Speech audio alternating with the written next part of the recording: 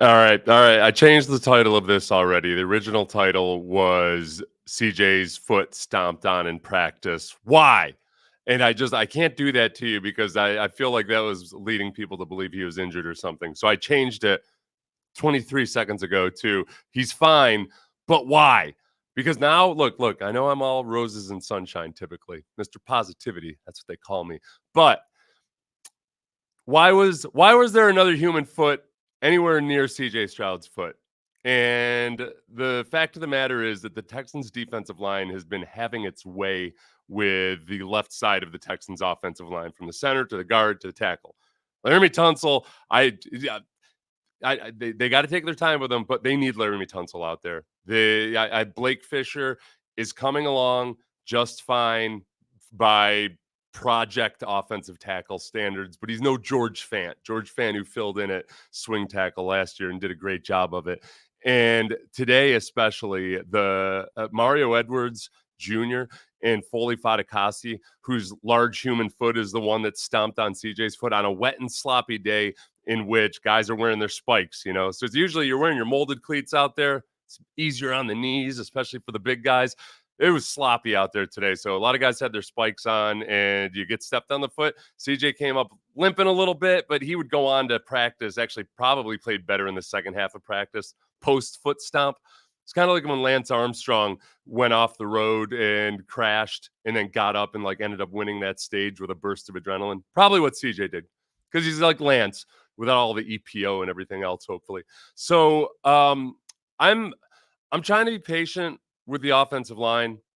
I'm trying to recognize that, look, you've got Juice Scruggs playing center for the first time. You've got Kenyon Green, basically a little bit more than a rookie because he missed all of last season. And then you've had Blake Fisher filling in for Laramie Tunsil. And each one of them individually, I think I've seen promising things out of. But in the aggregate, I'm starting to get a little bit nervous. And they cannot face other teams fast enough to see what exactly they have in them. Because I'll credit the Texans defensive line.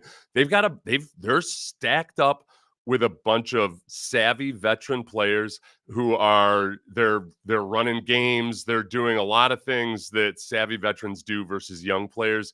And at times they're just destroying the offensive line. So I'd love to say that Foley Fatukasi shouldn't have been anywhere near CJ Stroud. And but I didn't see the specific play. I didn't see it actually happen.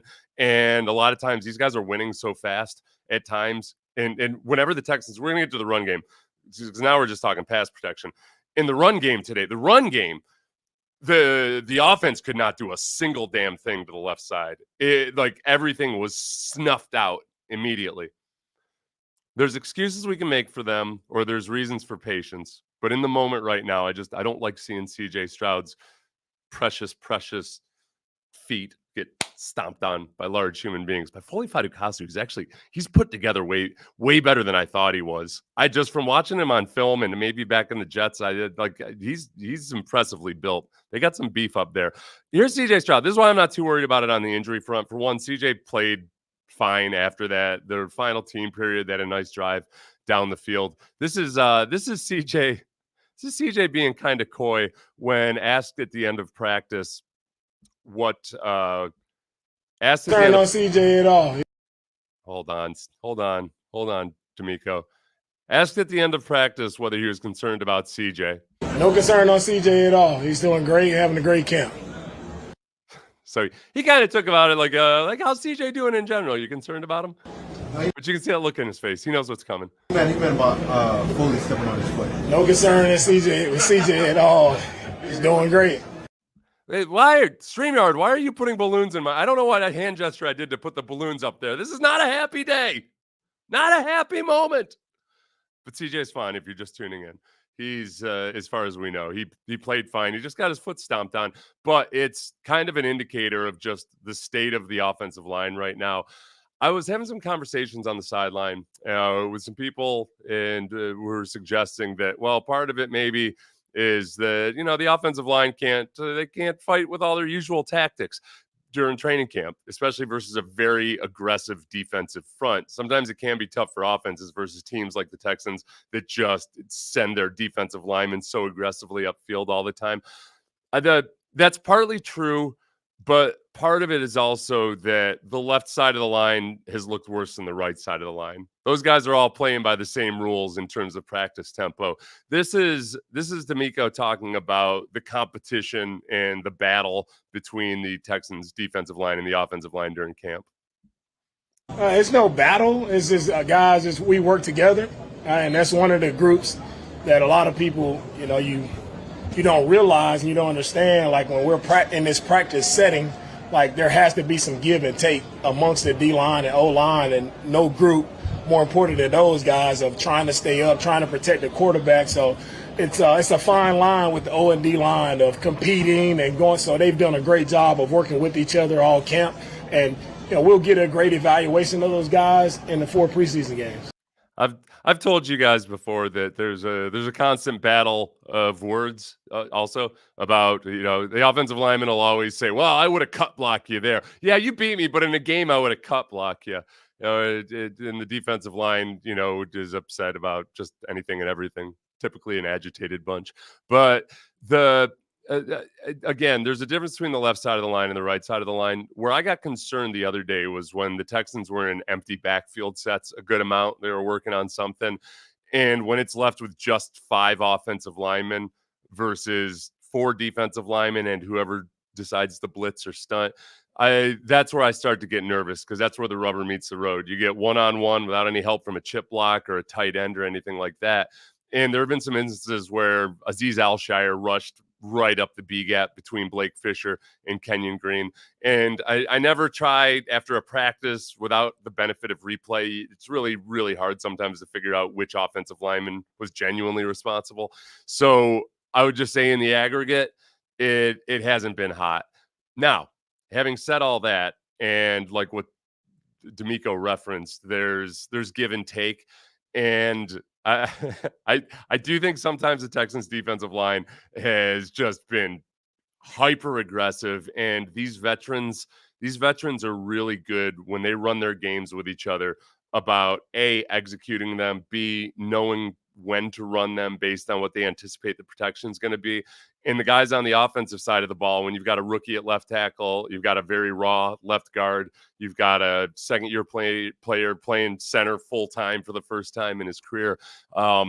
This is that it's a concern right now, but I'm trying to look at it kind of like a baseball team, say like the Astros, where your younger players come along over time.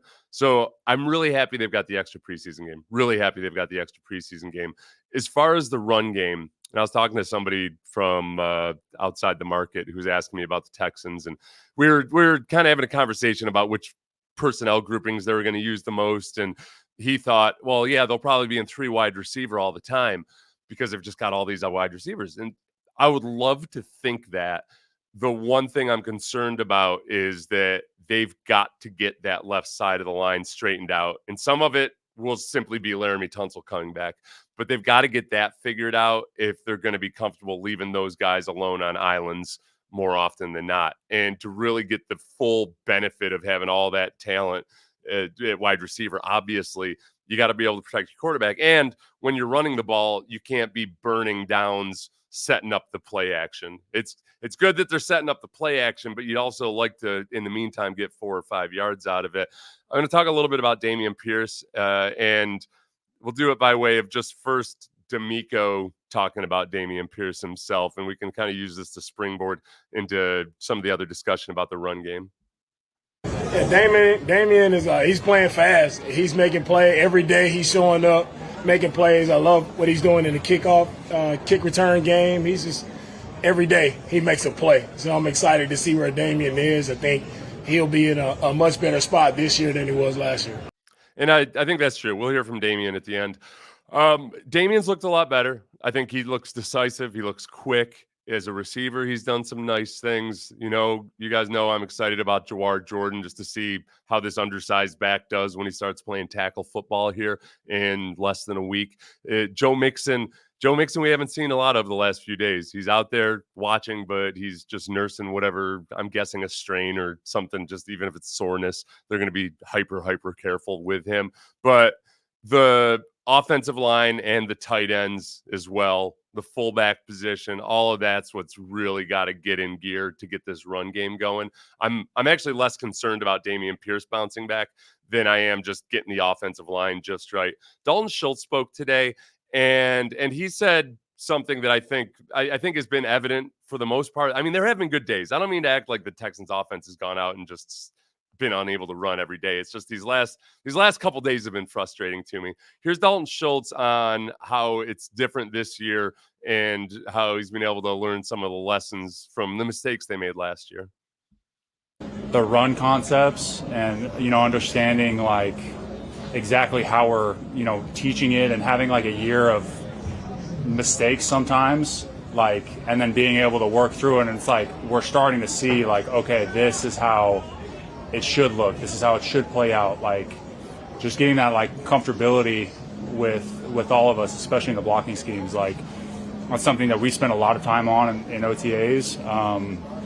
And when the pads come on, we're starting to finally see some fruits from our labor. So, okay, Dalton's talking me off the ledge, and I'm gonna take off my D-line cap here and think about it from the offense's perspective.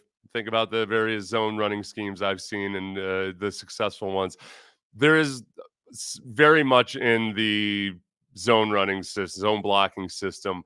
There's the threat of a cut. It's not what it used to be. They're not allowed to cut like they used to.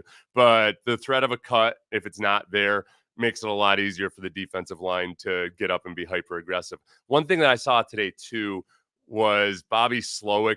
He used a lot of misdirection. I think he was going to use the aggression of the Texans defensive line against them. If you think back to Nick Bosa in the playoffs last year, and in that final game that they lost, they were really using his aggression against them. They were really kind of just getting him to get sucked up too far upfield and throwing behind him.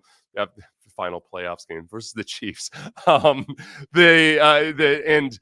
there's an element to that I think they tried to exploit today. So I'm getting talked back a little bit more. The young offensive linemen aren't as savvy as some of the veteran tricks that they're seeing right now, which they're going to see veteran tricks in NFL games, but Laramie Tunsil will also be back out there. So I'm almost down to, I'm right at DEFCON 3, right in the middle there. Here's Dameon Pierce, who's just awesome to always listen to, talking about the struggles that he had last year and how it's different this year.